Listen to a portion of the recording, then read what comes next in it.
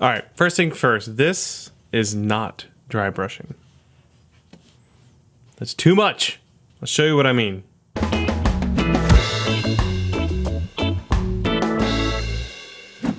Hey, welcome down to the shop. Bill here, and today I'm gonna go over dry brushing and finishing up the M5 Phalanx. I've been working on this for the last couple of weeks.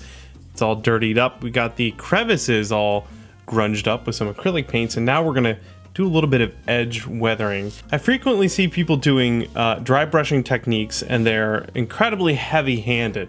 This is the sort of thing that requires a little bit of a light touch. So I figured I'd go over that, and I'm going to use this piece of metal as an example. This is a piece of aluminum that I just spray painted with some flat black paint. So the idea with edge weathering and dry brushing is that you have a piece of your prop, let's say this gun here.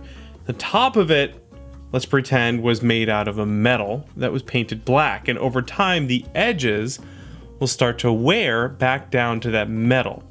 Now, sometimes that means the paint has chipped off, but a lot of times it means it's just sort of rubbed off over a long period of time. I'll show you what I mean with this example here.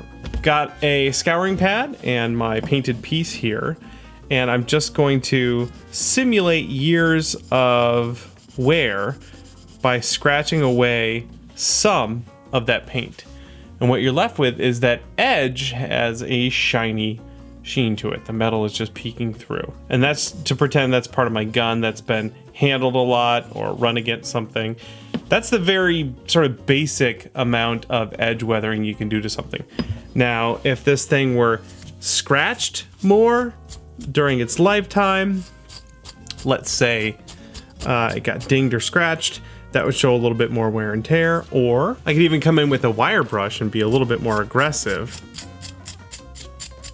and pretend that's how this thing spent its life. The paint has slowly gotten worn down over years and years, and that's what's left. But that's kind of what we're trying to simulate there, not this super heavy-handed, way overdone dry brushing.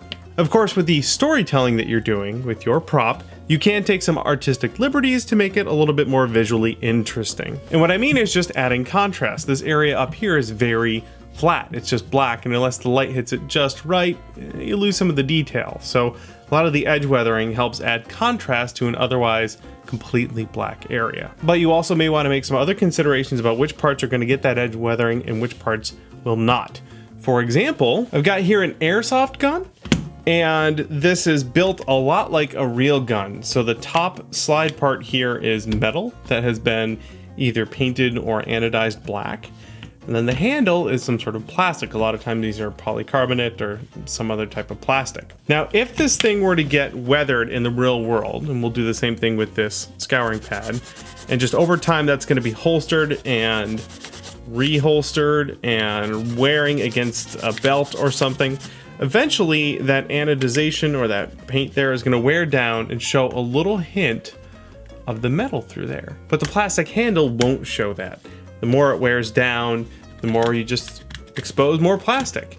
The one thing that could happen is you may get spots that are more shiny than others. Now this is new, so I can't really simulate making this shiny.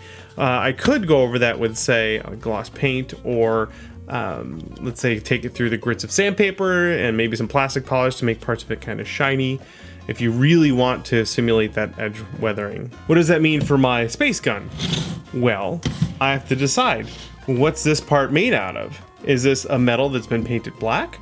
Or is it just a piece of plastic that wouldn't show that edge weathering? In this case, I might do just a little bit of chipping, a little bit of edge weathering, a little bit of dry brushing, just so this area here isn't quite so flat. Of course, do I want to do that on the white spots? It's going to be kind of hard to see silver paint on a white gun. In fact, this part is silver, this part is white, and on camera it looks the same. So I'm just going to play that by ear, see if I need to add some paint chipping to the edges here. But for now, I'm just going to focus on the dark spots. Okay, let's get our tools. If you're going to paint a large area, these chip brushes are awesome. You could even cut the ends of them to make them a little bit stiffer for doing just a bit of edge weathering. In this case, I'm going to use just this acid brush, a cheapo little brush here. Before I get started though, I'm going to put some super glue around there to keep the bristles from falling out. Doesn't take much.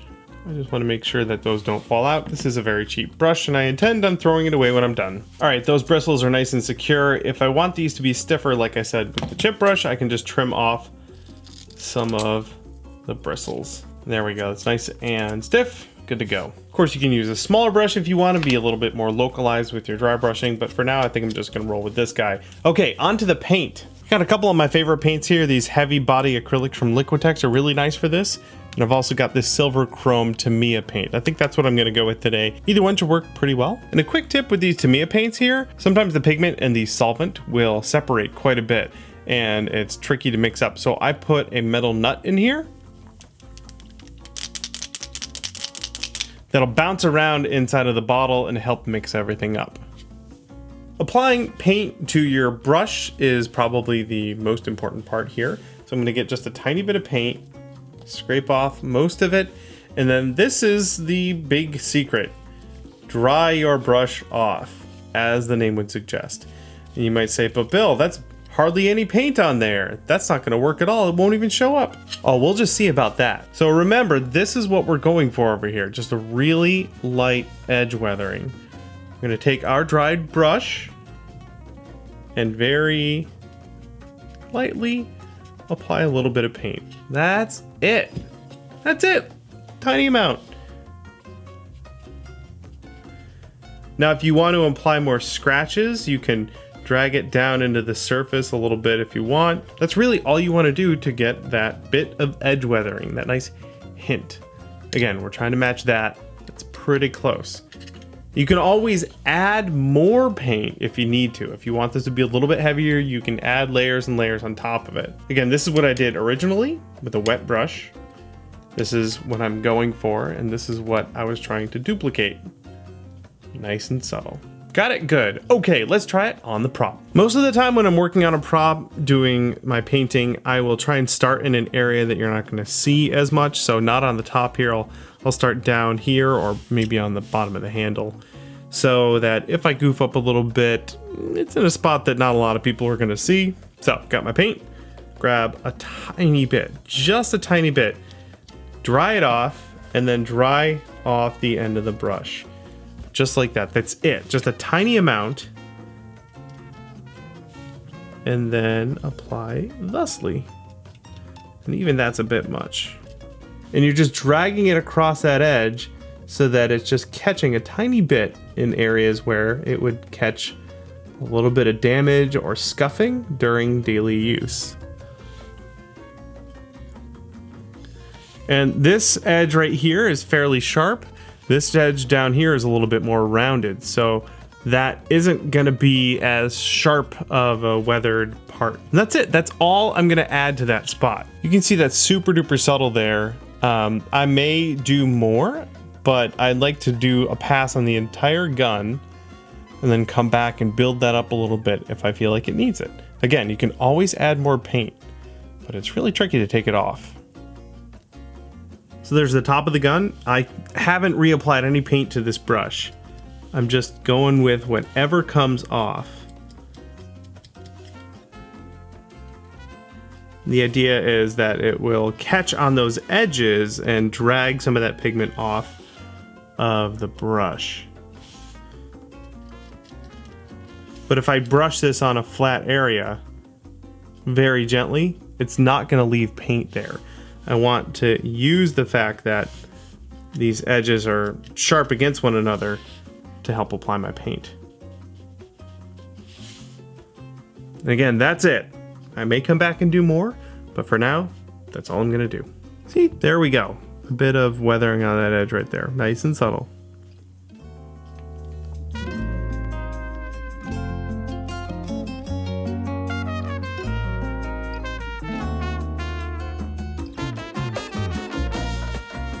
That's a pretty decent first pass right there. I went a little overboard on some spots.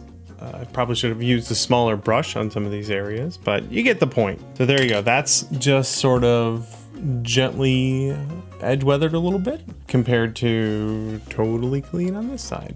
You can see up here, no edge weathering, very flat. And then a little bit of extra razzmatazz up there. Looking pretty good.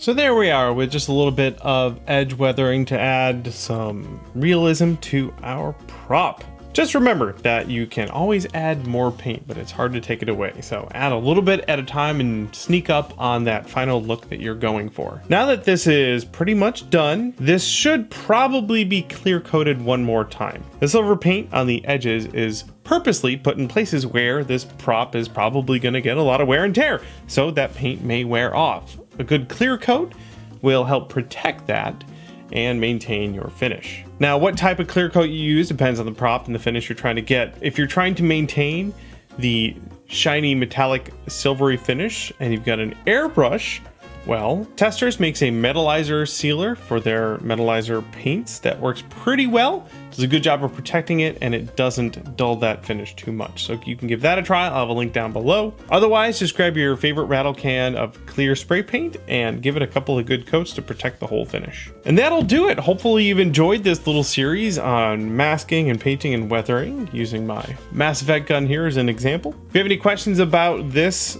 particular technique, let me know in the comments down below. I'll help you out. And of course, everything I used, all the tools and materials, will be listed down in the description if you'd like to check those out for yourself. Thanks so much for hanging out with me today. And of course, if you're working on a really cool project, doing some fun painting on a prop, I'd love to see it. So shoot me a picture over on Twitter. I'm @Chinbeard.